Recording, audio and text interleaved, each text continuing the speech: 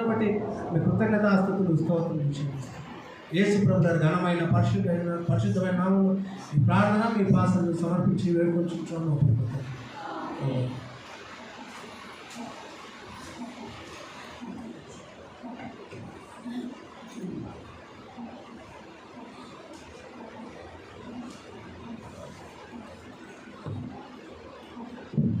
దేవుని నామానికి మహిమ కలుగును గాక.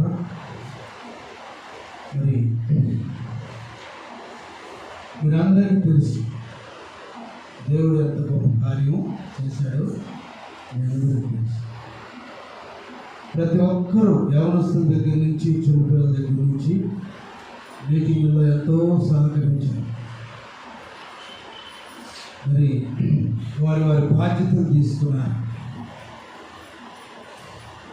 ప్రతి ఒక్కరు కూడా మన సంఘాన్ని చూసి ప్రతి ఒక్కరు ఏం నేర్చుకున్నారంటే, పాస్టర్ గారు ఏమన్నారంటే, అమ్మా ఎలాగ మీరు మెయింటైన్ చేశారు. మా సంఘాల్లో అయితే నువ్వు చేయి అని ఎకాలం అంటే అల్లరు, జోక్స్, మధ్యలో జోక్స్, అలా కాకుండా దేవుడు మంచి క్రమశిక్షణతో మీరందరూ పనిచేశారని సాక్షి చెప్పబడి మంచి. మనం ఎందుకు ప్రార్థన చేశామంటే అపవాది మనలో ప్రవేశించబడినట్లు ప్రార్థన. అదే మీటింగ్లలో, పెళ్ళిళ్ళలో, కొన్ని ఉపవాస కూటాలు అపవాది పనిచేస్తుందని మా సేవకులు, మా ఆత్మీయ తండ్రులు పరలోక రాజ్యానికి వెళ్ళారు. వారు ఎన్నోసార్లు అనుభవంతో చెబుతూ ఉండేవారు. ఒక్కోసారి సంఘ కాపురికే గర్వం రావచ్చు, ఒక్కోసారి సంఘంలో పాటలు పాడే వ్యక్తికే గర్వం రావచ్చు, పాటలు పాడే స్త్రీలకే గర్వం రావచ్చు, పరిచయం చేసే స్త్రీలకే గర్వం రావచ్చు, అతిశయం రావచ్చు. దానివల్ల ఏంటంటే కార్యాలు ఏమైపోతాయి, ఆగిపోతాయి. ఇది జగమెరిగిన సత్యం. ఒక కుటుంబంలో కూడా నేనే హీరోని అనుకుంటే అది గురుడుతనం. ఏంటది? గురుడుతనం. భర్త నేను హీరోని అనుకుంటే, భార్య హోప్లెస్ అనుకుంటే, భార్య జస్ట్ యూస్ఫుల్ చేయాలనుకుంటే అది బ్లైండ్. కాబట్టి వీటన్నిటినీ జయించడానికి ప్రార్థన అవసరం.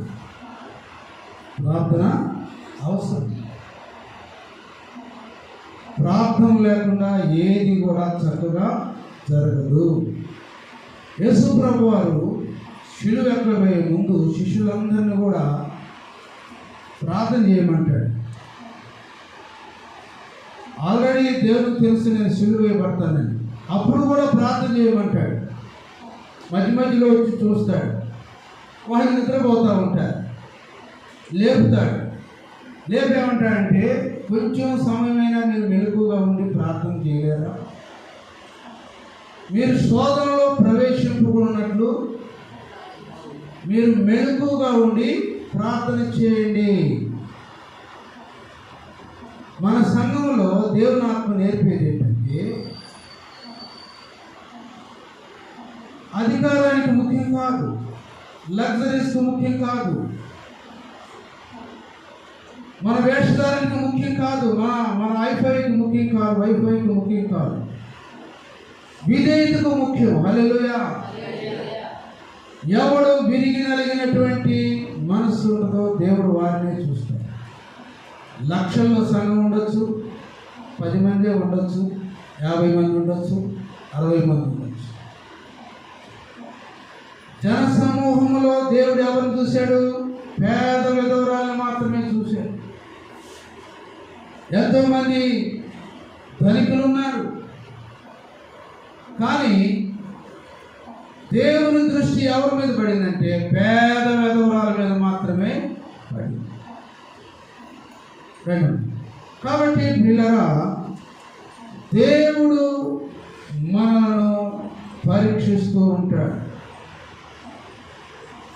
మనం అందరం కాంతులు వేసుకొని మనం అందరం కూడా కొంత భారం వహించి మీటింగులు చేసుకోవటం అనేది గొప్పతనం కాదు.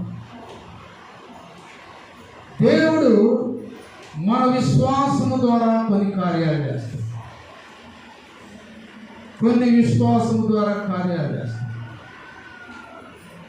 సేవకులకి ఒక్కరోజు కూడా మన ఇంట్లో టిఫిన్లు చేయకూడదు ప్రభావం. ఎక్కడి నుంచి వస్తుంది? దేవుడు వారిని లేవనెత్తాడు. దేవుడు వారికి కూర్చోడు. దేవుడు వారికి భారం పెట్టాడు. పరిచర్య కొరకు ఎవరు నేనేం చెప్పలేదు. దేవుడు వారికి భారం పెట్టాడు. రాత్రులు 1 గంట 2 గంటల వరకు ఉండి రేపుడికి ఏది కూడా పెండింగ్ పెట్టకుండా ఈవెన్ క్లీనింగ్ మన మీటింగ్ ఆవరణ అంతా కూడా ఊడ్చేసి వెళ్ళిపోయారు. యవనస్తులైన బిడ్డలు ఇక్కడే రాత్రులు నిద్రపోయి వచ్చిన సేవకులందరినీ చక్కగా చూసుకుంటూ ఆటో దిగిందంటే యవనస్తులు పరిగెత్తుకుంటూ వెళ్ళారు సేవకుల దగ్గరికి. వాళ్ళ దగ్గర లగేజ్ తీసుకుని వచ్చి వాళ్ళు ఏర్పాటు చేయబడినటువంటి వారి స్థలాల్లో పెట్టేస్తారు. ఇది నేర్చుకోవటం అన్నమాట. ఇదేంటి నేర్చుకోవడం? పరిచర్య నేర్చుకోవడం. కాబట్టి పిల్లరా, అప్పుడు దేవుని సేవకులు చెప్పినట్లుగా దేవుడు కార్యాలు జరిగిస్తారు. తమ సేవకులు వారికి ముందుగా మన మాదిరి కనబడాలి. ఈ తల పైకి ఎత్తాలి. నాకు తలను పైకి ఎత్తే నాకు ఇంకా ఉత్సాహం వచ్చింది చెప్పాలి. తల ఎట్టు మూసుకున్నామంటే నరాల బలహీనత వచ్చి జాగ్రత్త. ఏ బలహీనత? ఏ డాక్టర్ కూడా బాగుంది.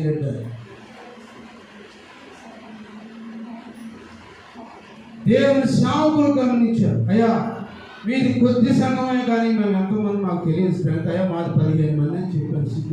సిగ్గుపడదు. ఒకడు ఒక పిల్లవాడు కనుక్కుంటే సిగ్గుపడతాడు. అది 20 మంది పిల్లలకి ఏమంటాడు తెలుసమ్మా? 20 మంది పిల్లలండి నాకు. ఆ 20 మంది బిడ్డలు అనుకున్నందుకు వాడు సంతోషం. నాకు 15 మంది బిడ్డలు ఆత్మ బిడ్డలు ఉన్నందుకు నాకు సంతోషం. 50-60 మంది అంటే నేను ఆ నేడ సంపాదించేది. కాబట్టి కొద్ది కుటుంబం ముచ్చటమైన కుటుంబం అంట. చిన్న మందా భయపడదు. దేవుడు మీ మధ్య ఉన్నాడు. కాబట్టి పిల్లరా అందరూ చక్కగా సహకరించారు. దూర ప్రాంతాల నుంచి కూడా మనకు దేవుడు సహాయం చేశారు. దూర ప్రాంతాల నుంచి కొన్ని ప్రాంతాల నుంచి మన దగ్గర మేలు పొందిన వాళ్ళ దగ్గర నుంచి దేవుడు సహాయం పంపించాడు. దేవుడు కార్యం ఘనంగా జరిగింది. కాబట్టి దేవుని యొక్క వాక్యంలోకి వెళదాం. సమయం లేదు. మనం చదువుకున్నటువంటి ఉత్తర పత్రిక రీతిగా చదువుకున్నటువంటి మత్తయి సువార్త 22వ అధ్యాయము. అక్కడ యేసు ప్రభు చెప్పిన మాటలు మనం అందరం తెలుసుకున్నాము. అయితే నాకంటే ముందుగా బోధించినటువంటి వారు శోధన గురించి హెబ్రీ పత్రికలో చెప్తారు. ఈ శోధన అనేది చాలా భయంకరమైనటువంటి వ్యాధి. కుటుంబాలను పాడు చేస్తుంది. వ్యక్తిగత జీవితాలను పాడు చేస్తుంది. శోధన అనేది మన దగ్గర రాకూడదు. కీడు వచ్చిందనుకో ఒక రోజుతోనే వెళ్ళిపోతుంది. జ్వరం వచ్చిందనుకో 2 రోజులు వెళ్ళిపోతుంది. ఏదైనా ఆపరేషన్ అనుకో ఒకసారి చేస్తారు, 4 రోజులు రెస్ట్ తీసుకుని పంపించేస్తారు. కానీ శోధన అనేది చచ్చేంత వరకు వస్తారు. మన ఘటంలో ప్రాణం ఉన్నంత వరకు వస్తుంది. ఎవరి ద్వారా ఒకరి ద్వారా శోధన వస్తూనే ఉంటుంది. ఆ శోధించేవాడు ప్రభు పట్టుకొని ఆ శోధనలో నుంచి వాడిని బయటికి తీసుకొచ్చేంత వరకు శోధిస్తూనే ఉంటాడు. గందరగోళం చేస్తూనే ఉంటారు. యేసు ప్రభు వారు అంటున్నారు, చూడండి మత్తయి సువార్త 22వ అధ్యాయము 34వ వచనం దయచేసి గమనించండి. ఆయన సద్దూకయ్యుల నోరును మూయించునని పరిసయ్యులు అనేక మంది కూడి వచ్చి ఆయనను శోధించుతూ, ఎవరైనా ధర్మశాస్త్రోపదేశకుడు, బోధకుడా, ధర్మశాస్త్రములో ముఖ్యమైనటువంటి ఆజ్ఞ ఏదని అడిగను. అందుకని మీ పూర్ణ హృదయంతో, మీ పూర్ణ ఆత్మతో, మీ పూర్ణ మనసుతో నీ దేవుడైన ప్రభువుని ప్రేమింపవలనది. ఇది ముఖ్యమైనది. మొదటి ఆజ్ఞ, నిన్ను వలె నీ పొరుగు వారిని ప్రేమించాలనేది రెండో ఆజ్ఞ. చాలు. ఏంటి? నీ ప్రభువుని పూర్ణాత్మతో, పూర్ణ హృదయంతో ప్రేమించాలి. రెండవది, నిన్ను వలె నీ పొరుగు వారిని ప్రేమించాలి. సరే, నీ పొరుగు వారిని పక్కన పెట్టు. నీ భార్యను ప్రేమిస్తున్నావా, నీ భర్తను ప్రేమిస్తున్నావా? ఇది దేవుని వాక్యము. నీ పొరుగువాడు ఎవరు? నీ ప్రక్కన ఎవరు ఉంటారు? నీ భార్య ఉంటుంది, నీ బిడ్డలు ఉంటారు, నీ భర్త ఉంటారు. మొదటిది దేవుని ప్రేమించడం, రెండవది నిన్ను వలె నీ పొరుగు వారిని ప్రేమించడం. ధర్మశాస్త్రోపదేశకుడైన వాడు ప్రభు దగ్గరకు వచ్చాడున్నాడు. శోధించడానికి వచ్చాడు. ఆయనకు అన్నీ తెలుసు. దేవుని వాక్యం తెలుసు, దేవుని ఆజ్ఞలు తెలుసు, దేవుని సత్యం ఏంటో తెలుసు, ధర్మశాస్త్రంలో యొక్క మంచి మాటలేంటో తెలుసు. ఆయన పండితుడు, విద్వాంసుడు, అనేక గ్రంథాలు చదివినటువంటి వాడు, ధర్మశాస్త్రోపదేశకుడు. Is a reverend, a scholar, అన్ని తెలుసు. శోధించడానికి ప్రభు దగ్గరికి వచ్చాడు. ప్రభు జ్ఞానవంతుడు కాబట్టి, ప్రభు మెలకుతో ఉంటాడు కాబట్టి, పరిశుద్ధాత్మ దేవుడు ప్రభుతో ఉంటాడు కాబట్టి, తన తండ్రి తనను ప్రోత్సాహపరుస్తూ బలపరుస్తూ ఉంటాడు కాబట్టి ఆయన జ్ఞానవంతుడు ప్రభు. అందుకు సూటిగా సమాధానం చెప్పాడు. రెండు ప్రేమల గురించి చెప్పాడు. శోధకుడు శోధించడానికి వస్తాడు. నీ కుటుంబంలో శోధకుడు ఎప్పుడు రెడీగా ఉంటాడు, గుమ్మాల దగ్గర కూర్చొని ఉంటాడు.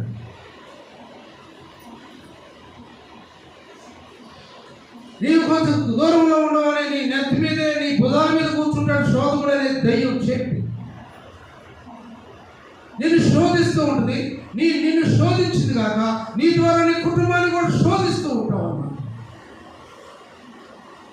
నీ ద్వారా నీ కుటుంబంలో గలిబిలైపోతావు. నీకు అన్నీ తెలుసు,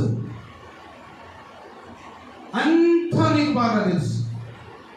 కానీ ఆ దయ్యం భుజాల మీద కూర్చుందంటే నువ్వు వచ్చి ఏం చేస్తావు తెలుసా? గందరగోళం చేసేస్తావు. నెమ్మదిగా ఉంచు. భార్య నెమ్మదిగా ఉంచలేవు, భర్త నెమ్మదిగా ఉంచలేవు, బిడ్డలు నెమ్మదిగా ఉంచలేవు. శోధన. చాలా మంది ప్రభు వాక్యం వింటారు, దేవుని సన్నిధికి వెళ్తారు, కానీ శోధకుని ఎలాగా తప్పించుకోవాలో, ఎలాగా డైవర్ట్ చేయాలో తెలియదు. ఇది ఎలాగా సమం అవుతుందంటే, ఎలాగ జరుగుతుందంటే, ప్రార్థన ఉంటే శోధకులను ఈజీగా జయించేసేస్తాం. నీకు మెడిసిన్ తెలిస్తే డాక్టర్ దగ్గరికి పరిగెత్తాలకుండా వెంటనే ఒక ట్యాబ్లెట్ వేసుకున్నాడు. నీలో ప్రార్థన శక్తి ఉంటే పాస్టర్ గారికి ఫోన్ చేసి ప్రార్థన చేయమని అడగవు. వెంటనే మోకాళ్ళని ప్రార్థన చేసి, ప్రభా ఇదిగో నాకు ఈ వ్యాధి బాధను తీసివేయ ప్రభా అని ప్రార్థన చేస్తాను. శోధకుడు వచ్చి నీ దగ్గర ఏం చేస్తాడు తెలుసా? పద హాస్పిటల్లో, పద మా అంబులెన్స్ ఫోన్ చేయి, అదిగో ఇదిగో అని చెప్తాడు వాడు శోధకుడు. నువ్వు దేవుని వాక్యం ఉన్నదాని కాబట్టి, దేవుని వాక్యం తెలిసిన వ్యక్తివి కాబట్టి వెంటనే ప్రార్థన చేయాలి.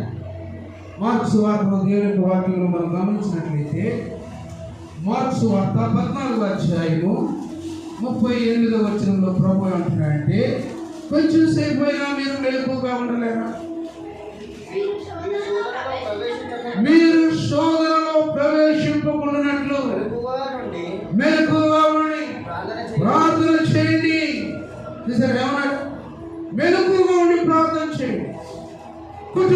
స్త్రీ పురుషులు మెలకువగా ప్రార్థన చేయాలి. అప్పుడు శోధకుడు నీ కుటుంబం మీద దాడి చేయాలి.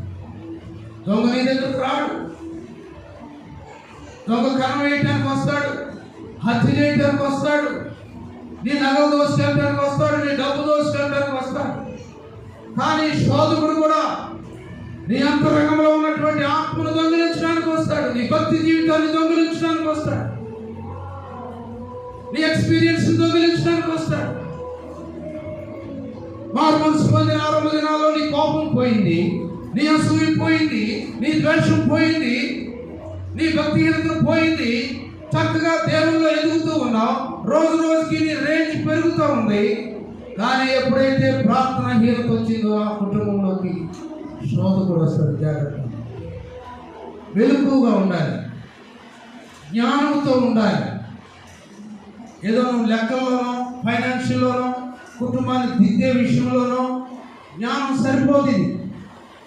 ఆత్మ సంబంధమైన జ్ఞానం స్త్రీకి పురుషుడికి ఇద్దరు కావాలి. అప్పుడు శోధనలో నుంచి నువ్వు బయటకు వస్తావు అన్నమాట. నెమ్మదిగా ఉంటావు. బీపీ ఎప్పుడు నార్మల్గానే ఉంటుంది. కుటుంబంలో ఎప్పుడు సంతోషం. రెండో పరలోక రాజ్యం కుటుంబం. ప్రియులారా, ఈ ఉదయకాల సమయంలో శోధకుడు వచ్చి అంటున్నాడు, అయ్యా ఏంటి అసలు ఏంటి నీ ధర్మశాస్త్రం ఇదేంటి అని అడుగుతాడు. ప్రియులారా, గమనించండి. దేవుని శక్తి మనతో ఉంటే, అనుభవం మనతో ఉంటే, ప్రార్థించే మనసు మనతో ఉంటే, ప్రార్థించే శక్తి మనలో ఉంటే శోధకుడు ఆవడంత దూరం ఉంటాడు. దగ్గరికి కూడా రాడు, సంఘంలో కూడా రాడు. ప్రార్థన చేసి కుటుంబం అండి. ఓ భర్త అంటున్నాడు, అయ్యా నా భార్య ప్రార్థన చేస్తుందండి, నా భార్య ఎప్పుడు ప్రార్థన చేస్తూ ఉంటుందండి. ఇంట్లో గృహిణే కానీ ఎప్పుడు ప్రార్థన చేస్తూ ఉండదండి. ఎంత దళితమైనటువంటి ఆ కుటుంబం. ఆ భార్య దొరికిన వారికి ఏం దొరికింది? మేలు దొరికింది.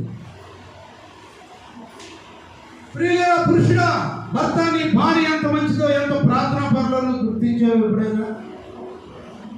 నీ కుటుంబం పట్ల ఎంత భారం కలిగి ఉంటుందో గుర్తించావు ఎప్పుడైనా? ఒక స్త్రీ చెప్తుంది, అయ్యా నా భర్త ఎంత మంచివాడండి, ఎప్పుడు దేవుని వాక్యం చదువుతూ ఉంటాడు, పరిశుద్ధుల్ని ఆహ్వానిస్తూ ఉంటాడు, దేవుని సేవకు ఎంతో తోడ్పడుతూ ఉంటాడండి. ఓ భార్య నీ భర్త ఎంత మంచివాడో తెలుసా? ఎంత గొప్ప ధనమో తెలుసా? ఎంత గొప్ప ఆస్తో తెలుసా? ఈ లోపల ఎందుకంటే పనికి మాలిన ఆస్తి లేదు. పొలం ఉన్నా ఏదన్నా కూడా వాసం గారు స్థలంలో వాక్యం చదువుతూ ఒక మాట ఉంది, నాకు 12 ఎకరాల భూమి ఉంది మా తల్లిదండ్రులకి, ఆ 12 ఎకరాల భూమిలో నాకు సంతోషం లేదు. ఆ 12 ఎకరాల భూమి చూసుకొని ఇంటి ముందు ధాన్యము, ఇంటి ముందు పశువులు, ఇంటి ముందు సంపద అంతా చూసి నాకు సంతోషం లేదు.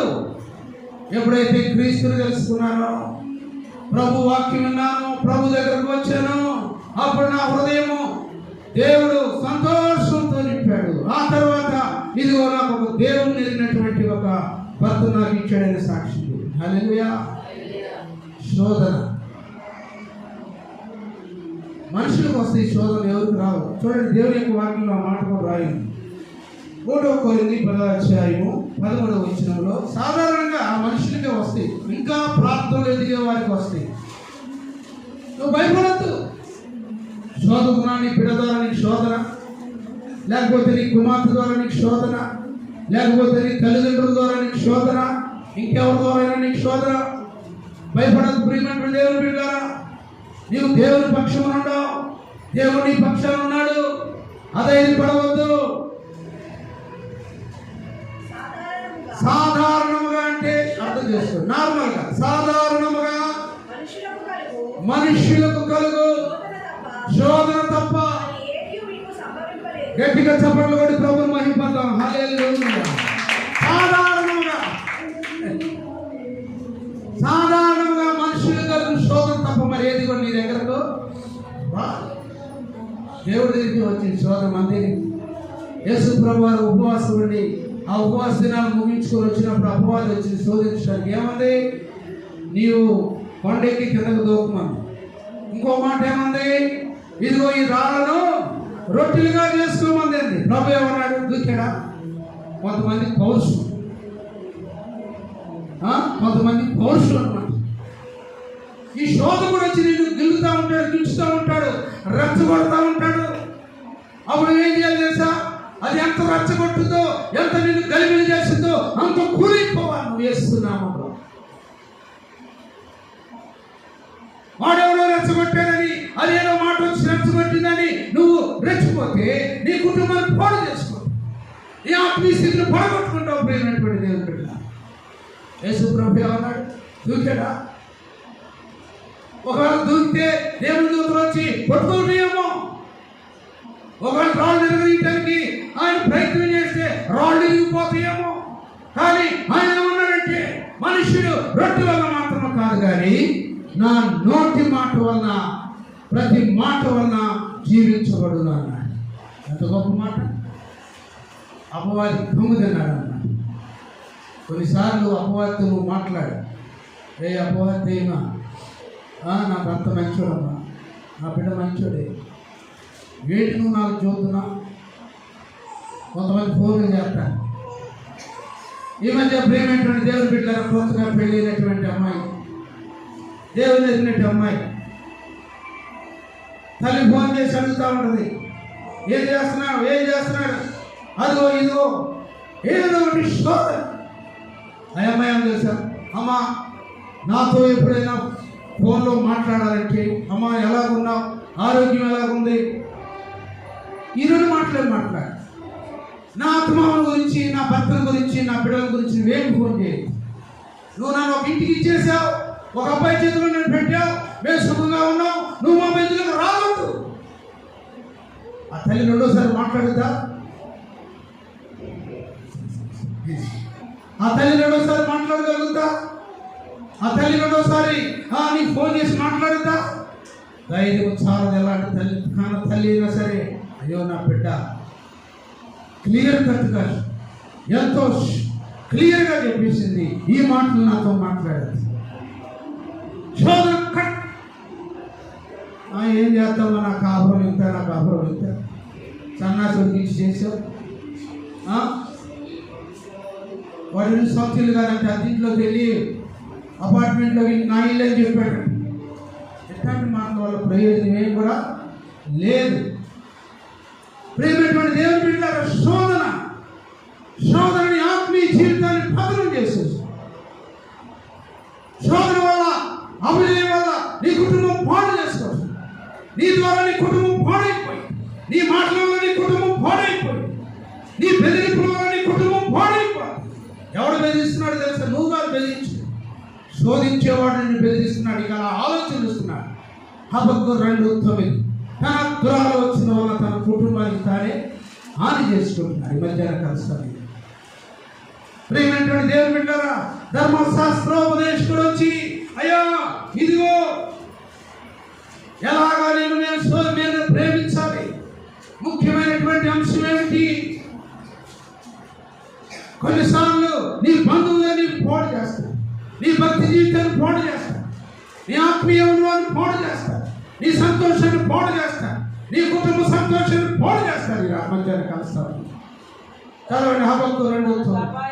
తనకు అపాయము రాకుండానట్లు తన నివాసమును బలపరుచుకున్నట్టుగా తన ఇంటి వారి కొరకై అన్యాయముగా లాభము సంపాదించుకున్న వారికి శ్రమ. చదవండి. నీవు చాలా మంది జనమును నాశనము చేయొచ్చు, నీ మీదకి నీవే నేరారోపణ చేయించున్నావు. ఏంటంటే నీ దురాలోచన వల్ల నీ ఇంటి వారికి అవమానం తీసుకొస్తున్నాడు. నీ శోధించేవాడు వాడి మాటలు విని, వాడి ఆలోచనలు విని, వాడి నడిపింపులకు నడిచి, నీ దురాలోచన వల్ల నీ కుటుంబంలో ఏమైపోయింది? అశాంతి వచ్చేసింది. అశాంతి. పరిశుద్ధాత్మ దేవుని వలన బిడ్డలు పుట్టిన తర్వాత, వివాహమైన తర్వాత, బిడ్డలు పుట్టిన తర్వాత, ఉద్యోగం వచ్చిన తర్వాత, గృహం ఇచ్చిన తర్వాత, నీలో ఒక చిన్న పరలోక రాజ్యంలో ఉంటే ఎవరు మాట్లాడుతున్నావు? నిన్ను శోధించేవారు, నీకు నేర్పేవారు మాట్లాడు.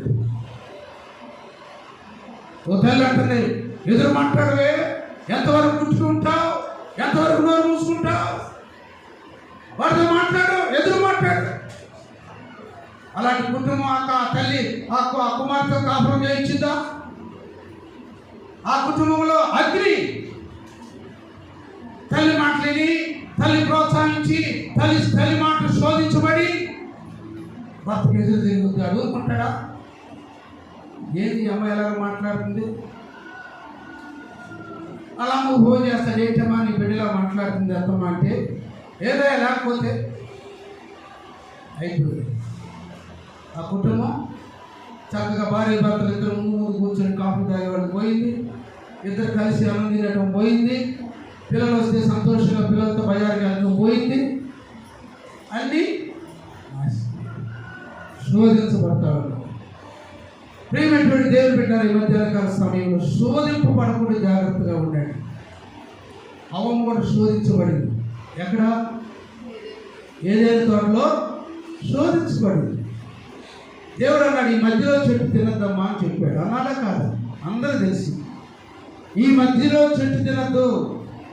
999 చెట్లు ఉన్నాయి అంటే ఊరిని చదువుతున్నాను. అక్కడ ఎన్ని చెట్లు ఉన్నాయో తెలియదు కానీ ఊరిని ఎగ్జాంపుల్ చదువుతున్నాను. అందులో ఒక చెట్టు ఉంది, దాని కలర్ వేరు, దాని రంగు వేరు, దాని కాయ వేరు, దాని సొగసు వేరు. ఒకవేళ మనుషుడు, దేవుడు ఏర్పాటు చేసిన సృష్టించిన మనుషుడు ఆ చెట్టును గుర్తింపు లేదంట, ఒక ప్రత్యేకమైన రంగు కూడా పెట్టాడు. శోధకుడు ఎవరు? సైతాన్. సైతాన్ వచ్చి ఏమంటుంది? అవ్వమా ఆ ఒక్కగా ఎందుకు తినట్లేదు నువ్వు? దేవుడు చెప్పాడమ్మా తినద్దని అంటుంది కదా. అరే నేను పెంచుకోకుండా కొన్నిసార్లు సైతాన్ నీతో కూడా అంటాడు, తిని చూడు, నీ భర్తని మాటను చూడు, నీ భార్యని మాటను చూడు, ఎంత రెవల్యూషన్, ఎంత రిచ్ అయిపోతావో చూడు. ఈ అమ్మాయితో స్నేహం చేసి చూడు, ఈ అబ్బాయితో స్నేహం చేసి చూడు, నిన్ను ఎలాగా నువ్వు పాపులర్ అయిపోతావు చూడు. అసలే లేదు పాపులర్, ఎక్కడి నుంచి వచ్చింది నీకు పాపులరు? ఏమంటే సట్టు ముక్కు అనుకో, ఇట్లా సట్టు ముక్కు అనుకో, నీకు మంచి ముక్కు వచ్చిందంటే నువ్వు వింటావా? యాడ్ నుంచి వచ్చింది? తల్లి గర్భంలో నుంచి రాని ముక్కు నీకు పైగా కోటేరులాగా నిఠారుగా ముక్కు యాడ్ నుంచి వచ్చింది. ఆ ముక్కు కోసం, ఆ కొట్టేరు లాంటి ముక్కు, ఆ పొడిగైనటువంటి ముక్కు, అందమైనటువంటి ముక్కు కోసం నువ్వు ప్రయాసపడ్డావంటే ఒక్కోసారి ఏమనిపించింది తెలుసా? రాయి తీసుకుని ముక్కును పచ్చ చేస్తే డాక్టర్ గారు ఏమైనా ఇట్లా లేఖని పెడతాడేమో అనుకుంటావు. ముక్కు అప్పుడు రక్తం కాలేదు, నీకేం కాదు, నాకు కాదు. హల్లెలూయా. అవరు దగ్గరికి వచ్చి అంటుంది ఆదికాండం 3వ అధ్యాయంలో, ఓ పిచ్చిదానా ఇది నిజమా? సర్పం వచ్చి అడుగుతుంది, శోధిస్తూ ఉంది, దేవునితో ఐక్యత పోగొట్టుకుంది, దేవునితో సహవాసం పోగొట్టాలని చూసింది. దేవునితో కలిసిమెలిసి సాయంత్రం ఏదైనా తోటలో ప్రభు దగ్గర కూర్చొని ముచ్చటించి ఆ మాట ఈ మాట చెప్పుకొని ప్రార్థన చేసి అనుభవం పోగొట్టాలని చూసి పోయినటువంటి దేవుని పిల్ల వచ్చేటప్పుడు ఏమని తెలుసా? ఇది నిజమా? మీరు సావనే సావు. చూడండి అక్కడ ఏమంటారు దేవుడు, అందుకు సర్పం ఇదేం చాలా సింపుల్. ఒకసారి పైలేసు, నీ భార్యను ఒకసారి కలిగించు, నీ భర్తను ఒకసారి కలిగించుడు. ఏమో ఊరిని జస్ట్ కలిగించుడు. పెళ్ళైన భార్య భర్తలు ముందంట ఎంగేజ్ అయిన తర్వాత అపవాదం వచ్చి అంటాడంట, అమ్మా నీ భర్త పూర్వజన్మలో కుక్కై పుట్టాడు, అది చచ్చిపోయింది కుక్క, వాడు మళ్ళీ కుక్కై మనిషిగా పుట్టాడు 2వ జన్మలో. నువ్వు కావాలో గమనించు, నువ్వు పండుకున్నప్పుడు నేను వాసన చూస్తూ ఉంటాడు, వాసన చూస్తాడు అని చెప్పి ఎప్పుడు ఎంగేజ్మెంట్ ఇంకా తాలిబొట్టు అట్లా అది జ్ఞాపకం పెట్టాడు. సరే అదే సైతాన్, అదే శోధకుడు వచ్చి భర్తతో అంటాడంట, భార్యతో అంటాడట, నీ భర్త పోయిన జన్మలో మట్టి మూసేవాడు, ఎప్పుడు చెమట పెట్టేవాడు, వాడు ఇప్పుడు ఏదో రాజవంశంలో పుట్టాడు కానీ ఆ టైంలో ఆ చిన్న దాంట్లో పుట్టాడు, కష్టజీవి కావాలంటే నువ్వు చూడండి. పెళ్ళైతే కొన్ని రోజుల తర్వాత, 5-6 రోజుల తర్వాత ఈ అమ్మాయిని గల్బిలి చేస్తుంది, వాడిని గల్బిలి చేస్తుంది అప్పవారు. చూడు వాసన చూడు. నాలుగుతో చెయ్య కొంచెం టేస్ట్ చేసి చూడు అని చూసేసరికి ఏందమ్మా వాసన చూస్తారు నాకు ఆడికి అనుమానం వచ్చి తగ్గాలి. 2-3 రోజుల తర్వాత ఈ అమ్మాయి అట్లా అంటున్నాను, నాలుగు ఏది నన్ను నాలుగుతో టేస్ట్ చేస్తున్నావు ఏంటంటే గందరగోళం అయిపోయింది కాదు, ఎవడు కట్టలేకపోయేది కాదు. అనుమానం పెరిగిపోతాం. అనుమానం ఏంటంట పెరిగిపోతాం. అది పెద్ద రోగం. అది అపవాదం వచ్చింది, శోధించబడ్డాడు. శోధించబడిన తర్వాత ఏమైపోయాడు? ఏదేని తోటలో నుంచి బయట ఎప్పుడైతే తిన్నారో, ఎప్పుడైతే అది రుచి చూసిందో, తన భర్తకి ఇచ్చిందో, వెంటనే వాళ్ళు సిగ్గు వచ్చేసినారు. 2వ అధ్యాయం మాత్రం వచ్చినప్పుడు ఏమంటుందంటే, అంతకు ముందు వారు సిగ్గెరకకుండిరి. 2వ అధ్యాయం ఆదికాండం ఆఖరిలో, అంతకు మునుపు వారు ఆదాముయు అతని భార్యయు వారిద్దరు దిగంబరులుగా ఉండిరి. అయితే వారు సిగ్గెరగలేదు. దేవుని ఆత్మ, దేవుని సన్నిధి, దేవుని ప్రేమ ఉన్నంత కాలము ప్రియమైన సహోదరి సహోదరుడా, నీ ఇంట్లో శోధన అపవాది నీ దగ్గరికి రాడు, నిన్ను పాడు చేయడు, నీ బిడ్డలు పాడు చేయడు, నీ కుటుంబాన్ని పాడు చేయడు. ఎప్పుడైతే అపవాది వచ్చి నీ కుటుంబంలో జ్వరపడిందో, నీ భార్యలో జ్వరపడిందో, నీ భర్తలో జ్వరపడిందో, నీలో జ్వరపడిందో, సంఘంలో జ్వరపడిందో, గలిగినైపోయి దేవుని ఆత్మ బయట, అపవాది లోపల. ప్రియమైనటువంటి సంఘమా, ఈ మధ్యాహ్నకాల సమయంలో దేవుడు అంటున్నాడు, మిమ్మల్ని శోధించిన వాడు ఎవడు? సర్పాన్ని కూడా దేవుడు సృష్టించాడు. సర్పం కూడా తిరుగుతుంది. మిమ్మల్ని శోధించిన వాడెవడు? భార్య భర్త, భర్త భార్య చెప్పుకున్నారు, ఒకరి మీద ఒకరు చెప్పుకుంటున్నారు. కాబట్టి ప్రియమైనటువంటి దేవుని బిడ్డలారా, శోధకుడికి దూరంగా శోధించబడేటి ఎన్నో ఉంటాయి. కానీ ఆత్మజ్ఞానము కలిగి శోధకుడికి సమాధానం చెప్పేటువంటి టాలెంట్ నేర్చుకోవాలి. ఎక్కడ నేర్చుకోవాలి? ప్రభు దగ్గర నేర్చుకోవాలి, శిలువ దగ్గర నేర్చుకోవాలి. నేరములెన్నో నాపై 160 మోపెను అపవాది, నేరములెన్నో నాపై మోపెను తీరని పోరాటములో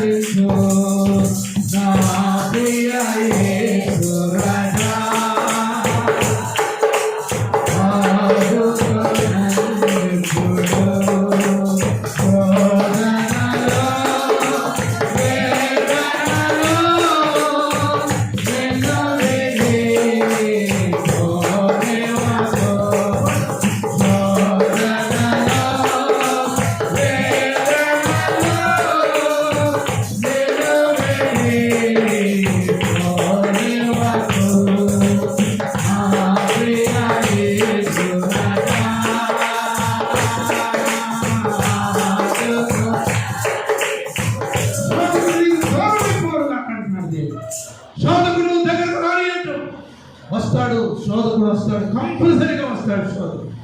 కానీ నువ్వు దేవుని జ్ఞానముతో, దేవుని ఇచ్చినటువంటి, దేవుడు ఎలాగైతే వారికి సమాధానం చెప్పాడు, అలాంటి సమాధానంతో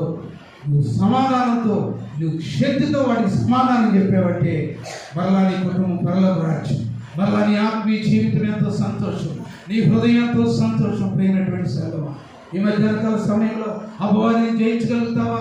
శోధనని తరగలుగుతావా? శోధకుడిని గుర్తుపట్టగలుగుతావా? శోధకుడిని ఎరగలుగుతావా? అలాంటి ఆత్మీయ జ్ఞానం సంపాదించుకోవాలనుకుంటే ఈ మధ్యాహ్నకాల సమయంలో మోకరించి ప్రార్థన చేసుకో.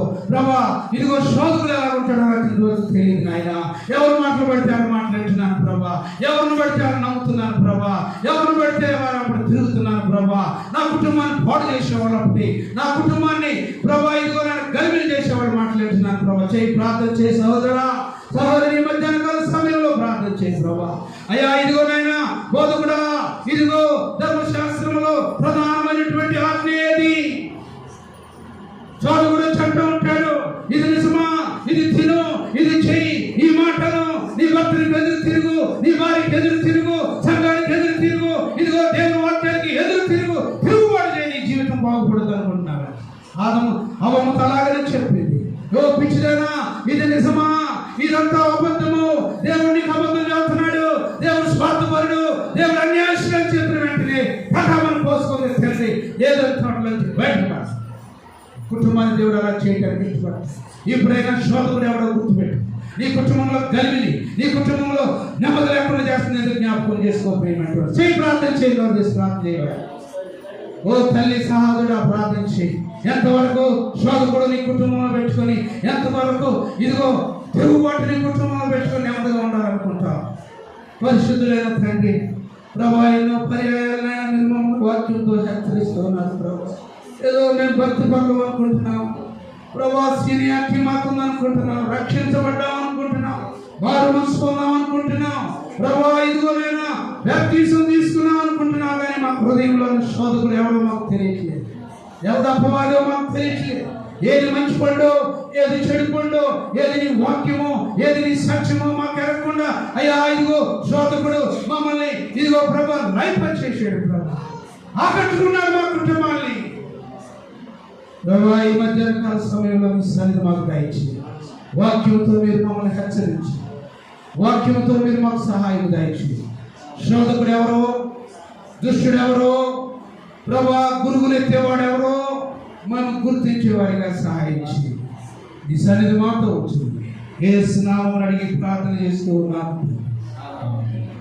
ప్రేమటువంటి దేవుని బిడ్డలారా, చాలా జాగ్రత్తగా మీరు మెలకువగా ఉండి దేవునిలో ఎదగాలి.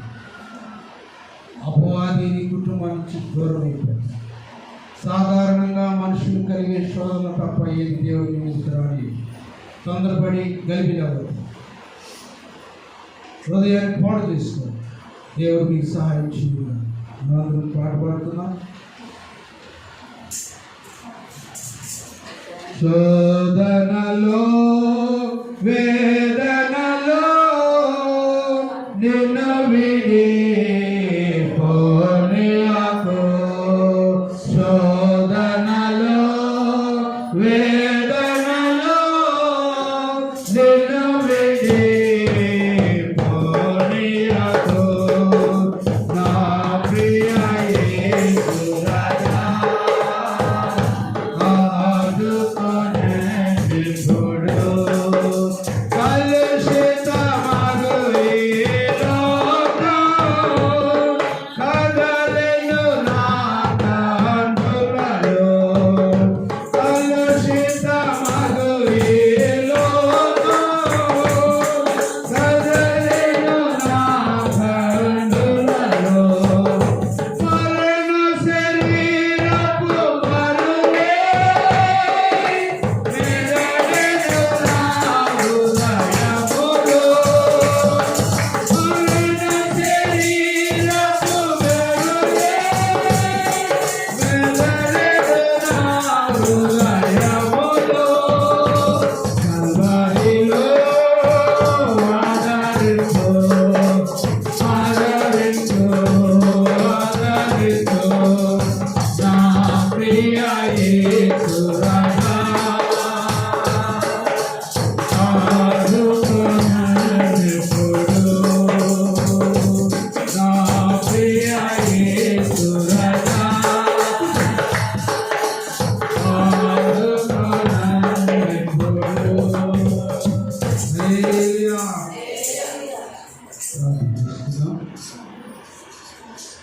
మన మధ్యలో యేసుదాస్ గారు ఉన్నారు. వారు వాక్యం నిమిత్తమై కాన్ఫరెన్స్ ప్రార్థన చేస్తారు.